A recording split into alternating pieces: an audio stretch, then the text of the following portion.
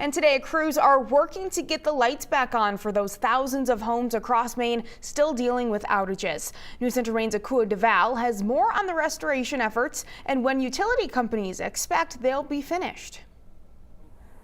Looked out my window, didn't see anything. I opened up the door, and the power line is down really right in front of our porch there. Caleb Ponte is one of tens of thousands of Mainers who lost power Friday after a powerful storm swept through the state, bringing heavy rain and strong winds. So I was just kind of sitting in my room, and then all of a sudden there was like two, I guess explosions would kind of be how I would describe them.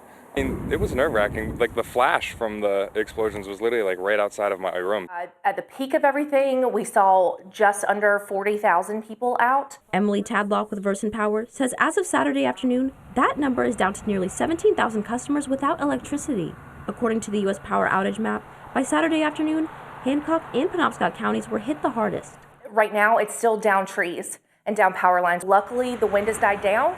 That was a really big issue for us last night and for our overnight crews. We weren't able to get up in buckets because the winds were still so strong. Our storm calls can be ranged from a lot of different things, from a simple tree down in the road. It can be flooded basements. It can be CO calls because somebody didn't put their generator in the right spot. Holden Fire Rescue Lieutenant Chris Lucy says generators are one of the biggest safety concerns during extended power outages.